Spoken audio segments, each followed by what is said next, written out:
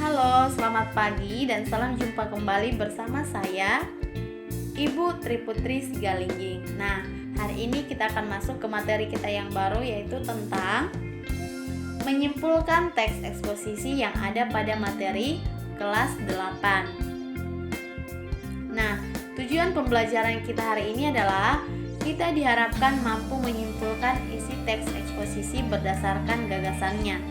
Nah, pada uraian sebelumnya telah dijelaskan bahwa teks eksposisi adalah sebuah teks yang berisi informasi dan pengetahuan yang dimuat secara singkat dan padat.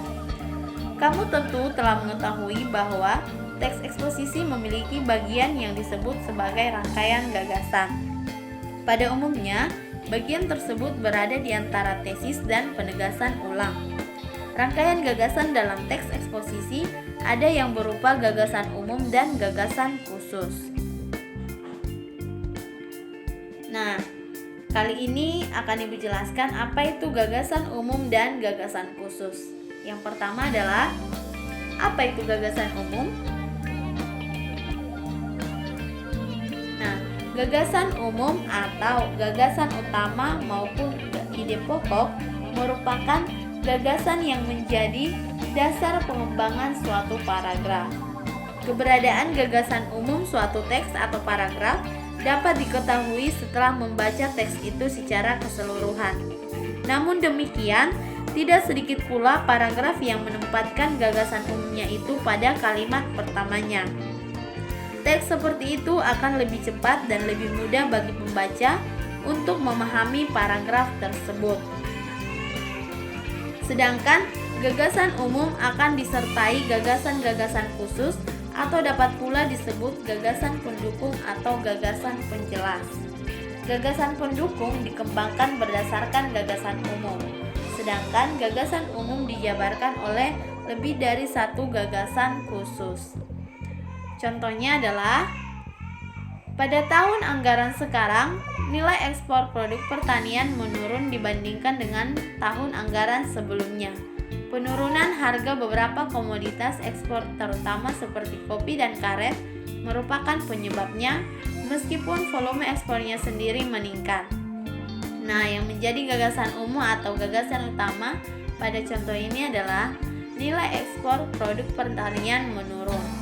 Coba kita amati kembali contoh yang kedua.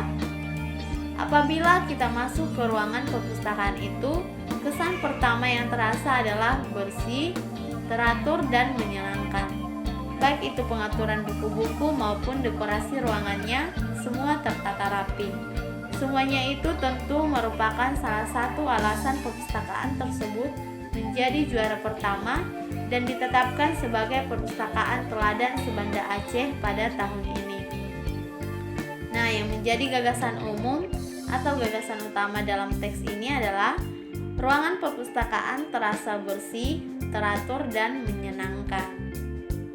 Baik, sebelum kita melanjutkan ke materi berikutnya, saya akan memberikan trik khusus di dalam menemukan gagasan utama.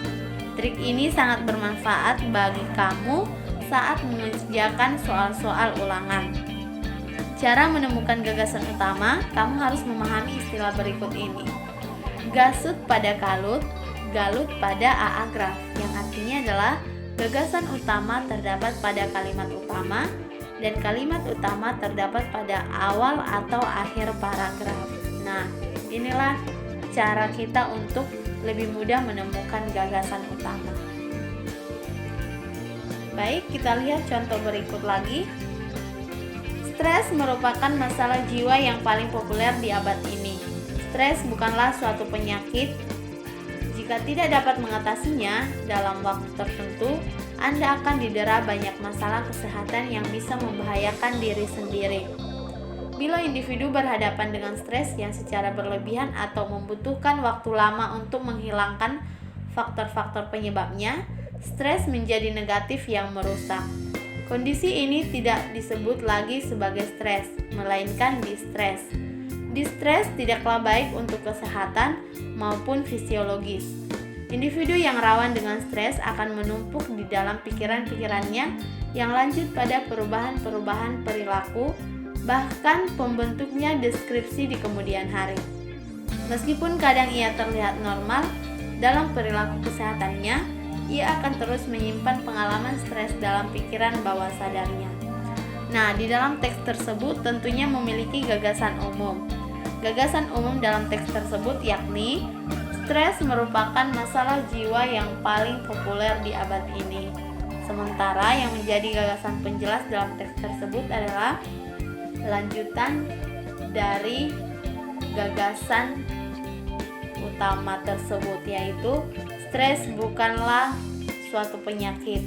Jika tidak dapat mengatasinya dalam waktu tertentu, Anda akan didera banyak masalah kesehatan yang bisa membahayakan diri sendiri, sampai dengan kalimat terakhir pada paragraf tersebut.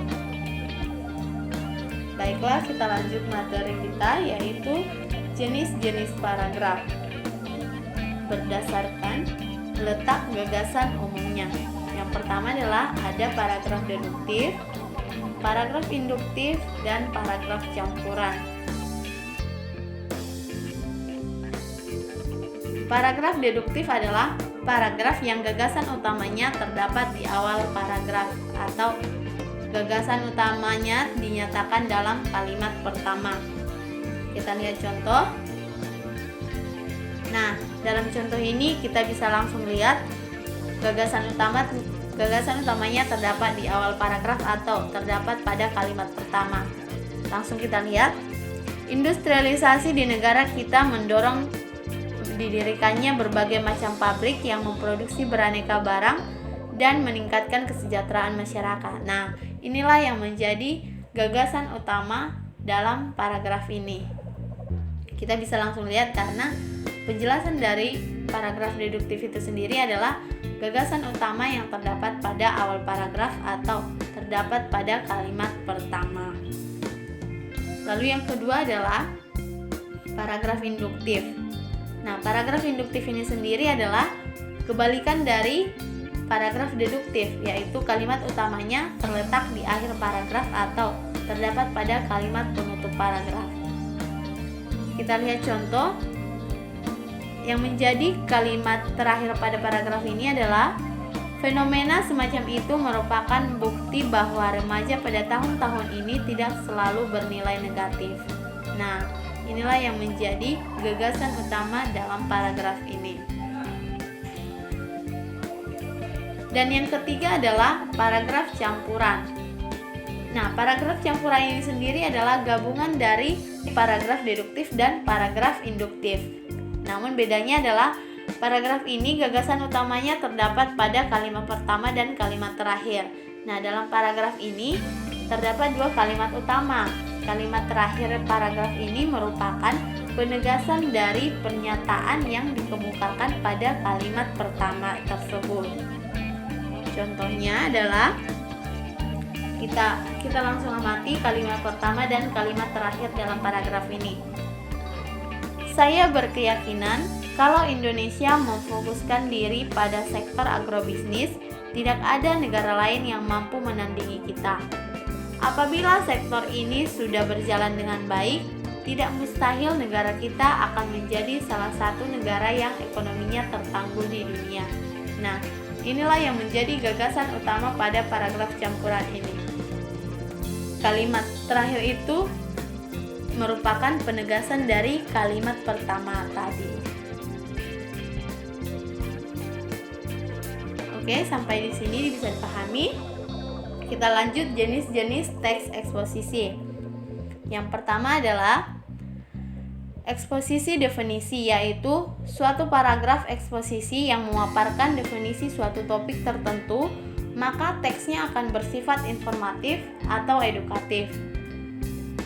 Contoh eksposisi definisi banyak ditemui di berbagai teks seperti buku pelajaran atau artikel. Berikut contoh eksposisi definisi. Kentang adalah umbi bawah tanah yang tumbuh di akar tanaman kentang, Solanum tuberosum. Tanaman ini berasal dari keluarga Nightshade dan terkait dengan tomat dan tembakau. Kentang asli Amerika Selatan dan dibawa ke Eropa pada abad ke-16 dan sekarang ditanam dalam varietas yang tak terhitung jumlahnya di seluruh dunia. Kentang umumnya dimakan, direbus, dipanggang atau digoreng dan sering disajikan sebagai lauk atau cemilan. Nah, inilah yang menjadi contoh dari eksposisi definisi.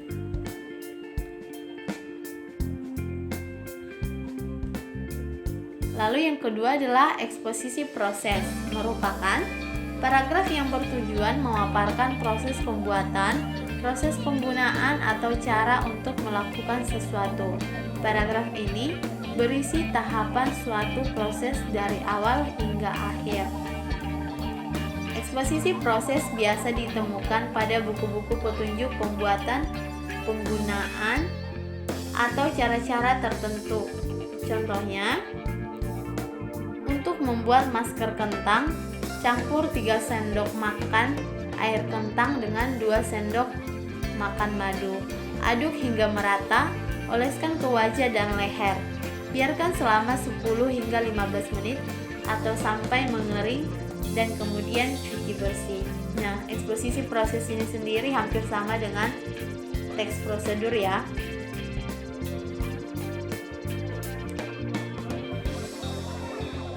Lalu yang ketiga adalah eksposisi ilustrasi. Merupakan paragraf yang pengembangannya menggunakan gambaran sederhana atau bentuk konkret dari suatu ide.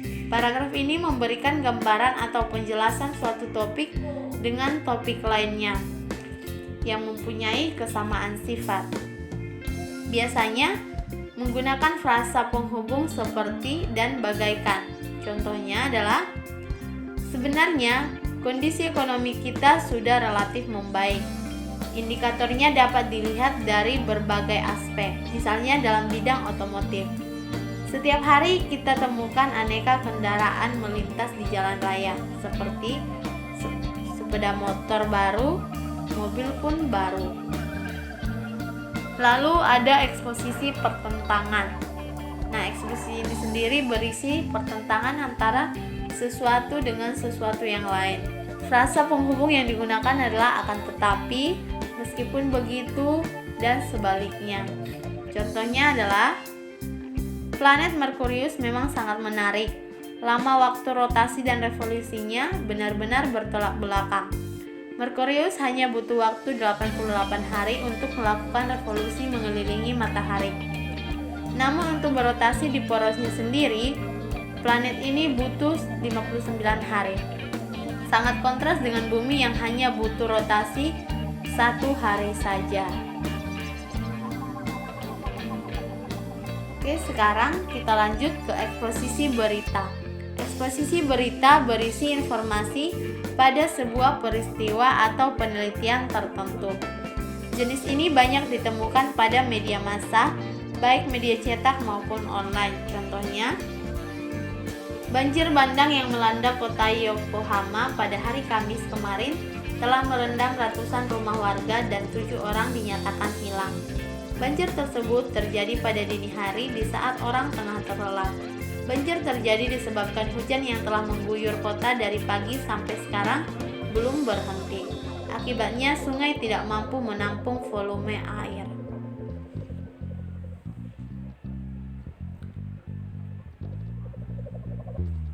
Lalu, eksposisi perbandingan adalah paragraf dengan informasi yang dipaparkan dengan cara membandingkan suatu hal dengan yang lainnya. Dalam hal ini, penulis mencoba menerangkan ide dalam kalimat utama dengan cara membandingkannya dengan hal lain. Contohnya, hukuman bagi para koruptor di Indonesia terbilang masih sangat lemah. Bahkan penegak hukum dengan mudahnya disuap untuk meringankan proses hukuman. Bayangkan saja, koruptor ratusan miliar hanya mendekam di penjara selama 3 tahun saja. Pantas saja korupsi di Indonesia semakin meningkat. Berbeda dengan pemerintah Cina yang menerapkan hukuman mati bagi para koruptor, sehingga tingkat pidana korupsi di Cina sangat sedikit. Nah, ini membandingkan hukuman di negara kita dengan negara yang lain. Contohnya di sini adalah negara Cina.